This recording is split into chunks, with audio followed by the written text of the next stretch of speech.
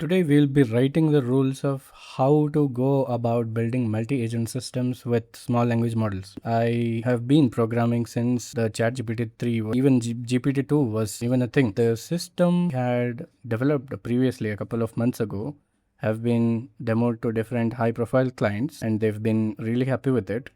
Recently, I was tasked with a challenge by my senior to build at the same output quality using small language models. Now, the amount of suffering that I have went through, and I have made the rules out of it by using different AI tools, what to use for what use case, which frameworks are preferable, how to think about building small language models, what should be your workflow as an AI engineer. All the blueprint will be discussed in this video today. The problem is today's internet is flooded with how to make an AI agent in 5 minutes, and what 95+% of them they do is they create some form of prompt, they wrap it around an object that is called an agent in different frameworks and connect some micro tools with it and call it a day. But this works fine with frontier models because their benchmarks that they are evaluated against, they score really well. But as soon as you shift to small language models, problems arise that you had to tackle differing from model to model. Why would I ever want to choose a model that is dumber and not just choose a frontier model? Now, there could be many reasons behind it. Primary reason is that we want a model to be running on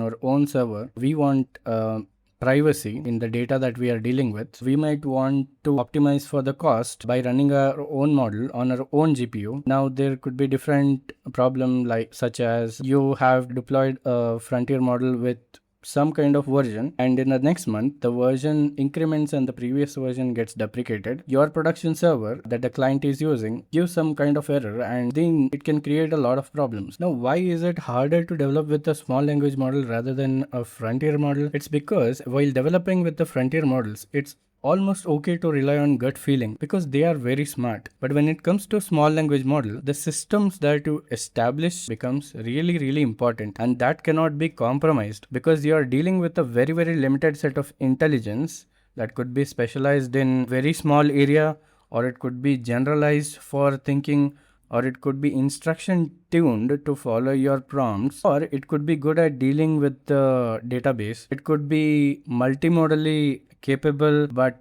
average in almost all the tasks. You get it. Relying on gut feeling while developing with the small language models is prone to fail unless you understand what you're developing. So here I'm going to give you the blueprint on how to go about this in as detail as possible from my experience. So let's get rolling. Now, I own a healthcare project end to end, and luckily a healthcare professional is part of my project. When I was done with completing application around the frontier model, my senior, he told me, okay, now we need to shift to using local small language model, and it should run on the office GPUs. Now, how would you bring out the intelligence, quality, and reliability from a frontier model to the local model? So I tried all the hacks around the prompts, the tools, but nothing worked out. So I started with a completely different kind of steps. What normally people do with the frontier models is that they make evals at the end of the application lifecycle and evaluate it against their benchmarks. But in case of local models, because you have to improve everything so finely, it becomes important to get your eval rubrics at the step 1 of the process. So what I did is I asked, can you please make rubrics and distribute marks for each criteria? Now what this gives you a fine control over different aspects of where your system needs to give what kind of weightage. Your gut feeling that you evaluate against turns it into clear step-by-step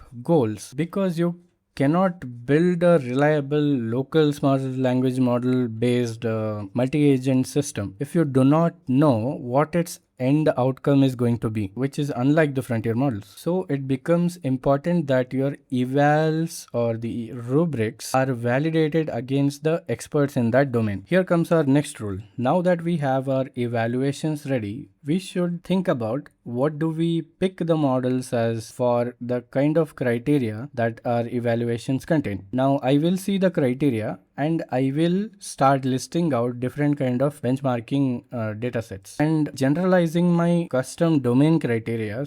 I will go on picking the small language models. Now, if I want to be multimodal, I would most likely a vision language model. If I want to be highly specialized to say medical domain, I would pick some series in the MedGemma. If I would need to interact with a database without giving away my context, I would probably use somewhere like Granite or Zaya 1, or I could even use Gemma 4 these days, which is the latest release. Or if I want to reason better, if my output has to be really refined from a domain specialized model to a thinking model, I would most likely pick Quen series. So this way I would have my priorities set and I will go on shortlisting the local models. Small language model based multi-agent system. Many a times it doesn't use one model. So you have to route your use case to multiple different models, and that is the standard as of today. Okay, now I have the evals, I have the model selected. So what I'll do is I will start engineering my prompts and then we'll start testing it out. But I will benchmark it against my custom evaluations that I got from my domain expert. So how do you identify the failures of the small language models? So even though they are specialized, the quality is not generally acceptable unless you tune them for that use case. So the way I would debug these models is that I would pick a frontier thinking rich model such as Gemini 3 Pro as of today to get the response from my agentic system, a preliminary agentic system, and feed that into the Gemini and ask it, can you spot the behavioral traits of this model? Where is it failing? How is it thinking? Can you simulate it for me? So Gemini helps you really well, or any frontier model for that use case. Now I'm not randomly guessing what prompt should I put, but instead, by using this feedback loop, I am prompting data-driven insights by using a frontier model as a judge.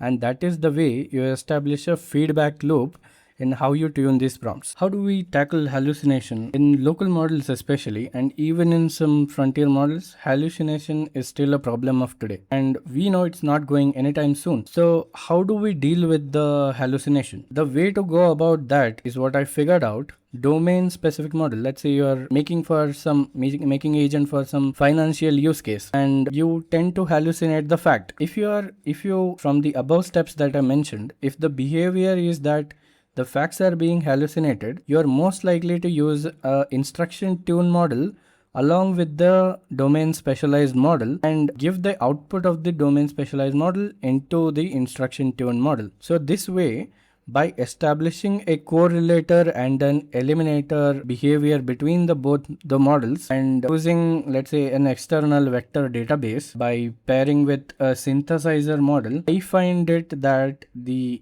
agents tend to unbias the information. I can very well have a straight prompt chain agents ready. Let's say you are analyzing chart and that chart contains some financial details. Now what you do is that you had shortlisted a vision language model and you tend to use it and you find that it hallucinates a lot.